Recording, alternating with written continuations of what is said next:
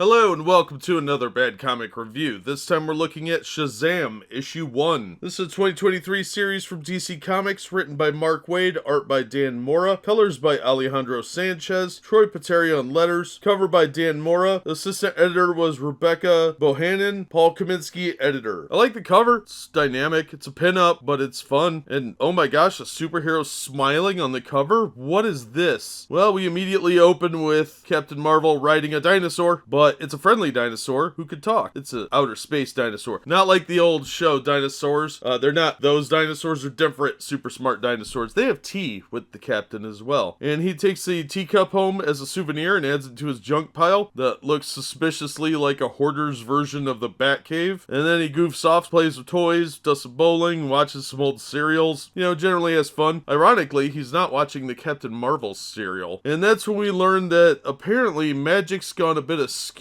recently during the Lazarus Planet event. This involved the crossover with Wonder Woman and Captain Marvel. I think it was called Revenge of the Gods. Well, magic's working differently now, so Freddie Freeman shows up, but he doesn't have any superpowers anymore. And apparently the other Marvel family members don't as well. And we get a glimpse of two figures lurking in the darkness on the Rock of Eternity that may be somehow involved in how the Captain's power works. We also get a nice glimpse that Talkie Tawny is back and hanging out at the house. He gets to do some superhero stuff, and it turns out that Billy Batson is now doing a podcast, which is a bit of an update on his newsboy thing, and actually makes sense. But things go crazy when he tries to help save some people, and immediately freaks out on them, and he has no idea why. So obviously this has something to do with those people at the Rock of Eternity, but I would have to say this was a surprisingly fun book. There's a few things I didn't like, such as the use of modern slang, which always irritates me because it's outdated within a couple of years at the most. But overall, I could get over that because this was a superhero seemingly having fun and smiling, helping people, and being a hero. And he's actually acting like a hero. There wasn't much in the way of what you'd expect from Mark Waid these days in the past 10 years where he's injecting a bunch of politics. But overall, it was a really interesting story. I'm intrigued to see where it goes. The art's pretty solid. I'm not a giant Dan Mora fan, but it looks like his art style is a little bit more westernized here, and Tawny looked awesome. And Captain Marvel looked really cool too. In here, he's just referred to as the Captain. They've stopped calling him Captain Marvel at DC, but it was nice to see him use a moniker again instead of just Shazam. So calling him the Captain is a nice middle ground, and he looked really cool through the whole book. Like I said, it's just shocking to me that DC's actually making comics that are accessible by younger readers and older readers, and they're fun. So hopefully they can keep this up. I will definitely pick up issue 2. I had a lot of fun reading this, and I'm glad Mark Waid is largely back on writing apolitical books with fun, smiling superheroes. So, solid recommendation all around. That's going to do it for this one. Thank you so much for listening and supporting the channel. If you enjoyed the video, please hit the like button, and don't forget to subscribe so you don't miss future reviews. If you'd like to help the channel out in other ways, links are in the description to various support methods. And as always, we hope to see you on the next one.